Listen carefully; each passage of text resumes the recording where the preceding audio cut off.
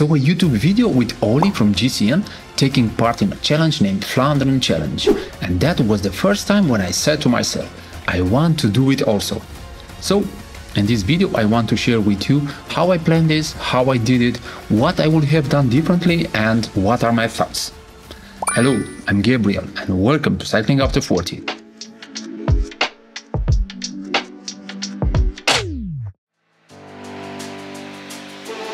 The Flandrien Challenge is a cycling challenge where the digital and physical worlds collide. You can ride the Flandrien Challenge whenever you want and whenever the world allows you. This is a free challenge. You have to hit 59 iconic berg and cobble segments marked on the road and tracked online in less than 72 hours. You can tackle the 59 segments in whatever order you want to. They are scattered in Belgium, so you can create your own route. The only condition is to hit all 59 in less than 72 hours. To mark your progress and record your progress, you will use and connect your Strava account with the challenge. In this way, you can visualize all the segments on your bicycle computer when you pass all 59 segments.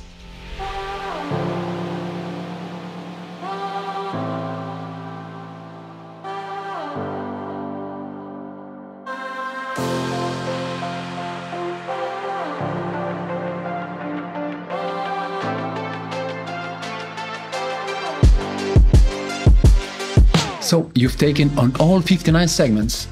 You've climbed every berg, conquered every cobblestone, all within 72 hours? Congratulations, you've proven yourself a true Flandrien. Each cyclist who succeeds will become part of the legend. Their name will be engraved in a cobblestone that gains a spot on the real Wall of Fame at Centre Ronde van Vlaanderen in Oudenaarde, a place dedicated to the gods of this beautiful sport. I did this challenge together with my friend Kleber. He did all the hard work by creating the route. We discussed this challenge for a while and how we would like to tackle it. We were not in our best shape at that time, and also our condition was so-so. We were both sure that we wanted the least amount of kilometers to do. He created the shortest possible route. In total, we had to do around 230 kilometers, spread over 3 days, with around 80 kilometers per day. Not too bad, right? What was tricky with this route was the fact that to make it as short as possible, we had to go on some segments back and forth. For example, first downhill and then reach the starting point, do a 180-degree turn and start the official segment from the Flandrien Challenge. We did like this on several segments, some with cobblestones. It's not ideal to pass the same segment twice, but hey, if you want fewer kilometers, you have to do this. In this challenge, I use my Senza Romania Disc 2022 road bicycle. My group set is a Shimano 105 11 speed with 50-34 in the front and 11-32 on the back. I did a challenge with this setup, but there were moments, especially on the last day, where I thought a lot, how it will be with a 36 on the back, or maybe a mountain bike.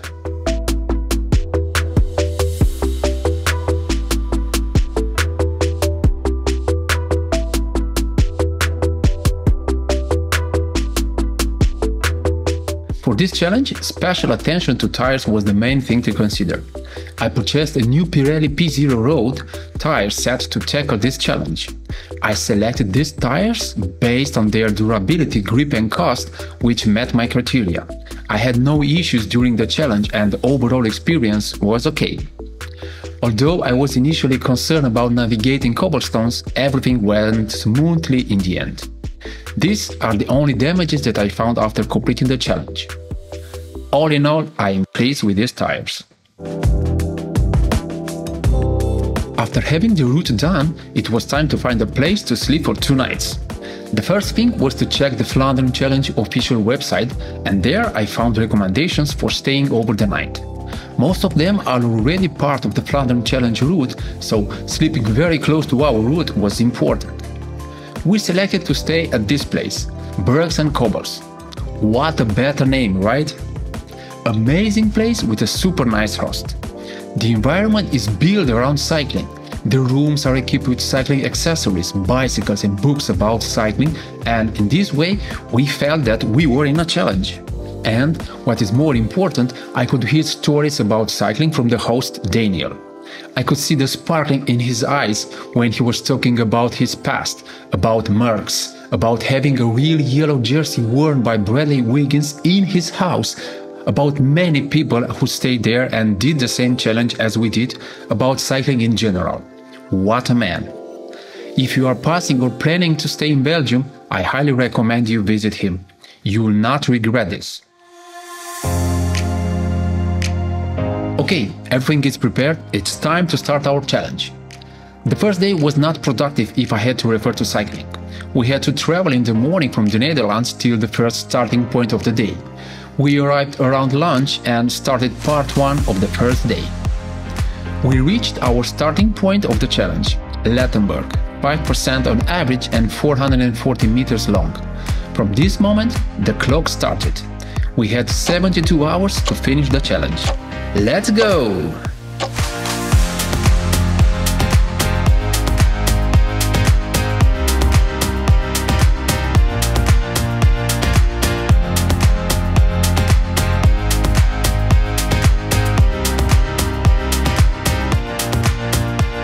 We did a loop of around 30 kilometers and we completed the first 9 segments of the challenge. By the way, you can always check your progress on the Flandrien Challenge website. Just connect and permit access to your Strava account. With every segment done, you are one step closer to finishing the challenge. After part 1 of the first day, we took the car again and drove till our next starting point of the day. It was a long distance to do by car and we took this moment to refuel ourselves. Some carbs are always good. Eat, drink and relax our legs. If you find this content useful and you want to boost my morale, please subscribe, like and share. Thank you.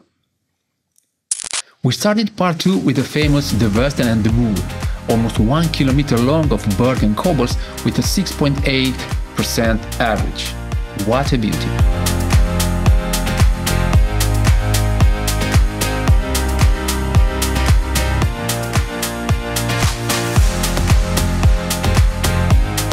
We did 43 km on this second part and we finished the day with Kortendries, 2.4 long with a 2.4% average.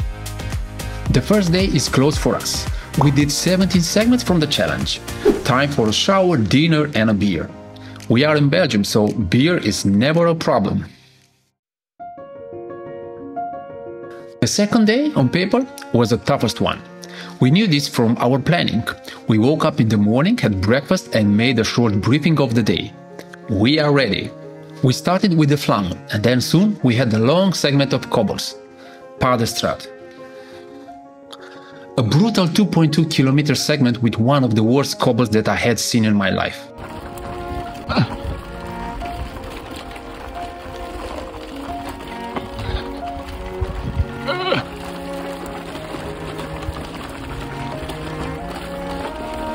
In total, on day 2, we did 101 kilometers and we marked another 26 segments from the challenge. We have 43 segments done in total. We finished the day very close to our accommodation. The route itself passes in front of our accommodation, so it was convenient to finish the day and to start the next day from the same place. This is the advantage of making good planning. Again, shower, dinner and beer. Compared with the first day, we felt the effort more. We did more kilometers on the saddle and more meters of elevation. It was a super day for us.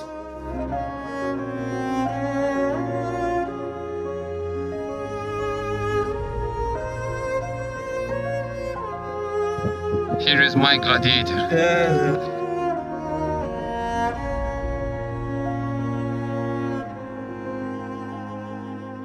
Day 3. How to start. A short day if I have to compare it with day 2 with fewer segments to complete, 16 instead of 26, but with brutal segments like Koppenberg and Paterberg. I could not sleep well the night before, so that morning I was not feeling strong. I was scared to meet these giants and my legs somehow agreed with me. Also, there was light rain in the morning, so we had to delay our start. Rain and cobbles are not friends.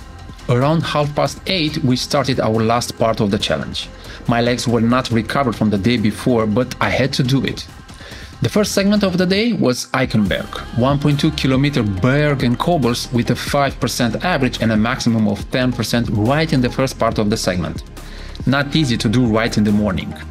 After this one came another segment, and then we had to travel around 10 km to meet Koppenberg, segment 46 in our plan. I had to stop before climbing Koppenberg. I had to ask permission to be allowed to climb it and to become part of the history. What a place! What a feeling! I was scared and nervous. Because of the rain from that morning, it was a little bit cold and dark. I was in doubt. I was not sure that I could do it. It's wet, maybe you will fall and break your leg. Stop! Protect yourself! That was the voice in my head. You know these moments when safety part of your brain is taking control and is trying to protect you? I was facing these issues. But I was there and looking to finish the Flandrien challenge and receive my brick with my name on it. I have to do it. I will do it. I am doing this.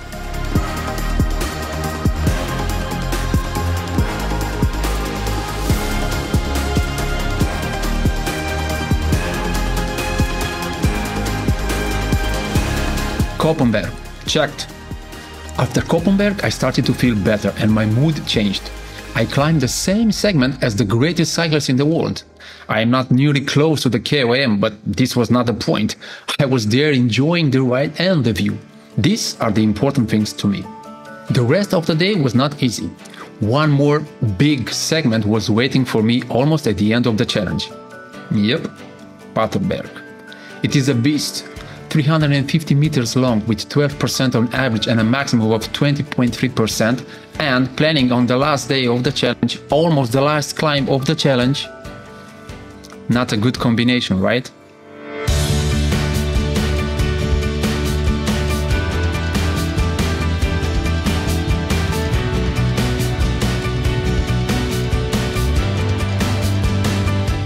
Paterberg is done. Only 2 more segments to complete. Oude Quaremont was next on the list, with 2.1 km of berg and cobbles with a 4.3% on average. Only 1 more segment, 1 more, and it's done. The last segment in our planning was Klausberg, 730 meters long with 8% on average and a 14% max. I was smiling through this segment knowing that I was going to be done. I would be part of the history and I would have my brick. Around the lunchtime on a Monday morning, after 239 kilometers, 4,004 meters of elevation and 13 hours and 70 minutes of moving time, I finished the Flandrien challenge. Here, now, I finished the Flandrien challenge. Woo! When the last segment was completed, I could check it on the Flandrien challenge website, my result. Yes, I did it. I can call myself a true Flandrian. It's time to go and collect my brick, my little cobblestone. I knew where is the location because on the day before, during the challenge, we passed that place. As a reward for completing the Flandrien challenge, I received 2 bricks. One is for me to take with me home, and the second one is for the Hall of Fame inside the center. We found a good place on the wall, and here are our cobblestones on the wall. This was the first challenge that I did in my career, and I'm super happy that I did it. After this challenge, I had moments when I was thinking about how it was and what I would have changed.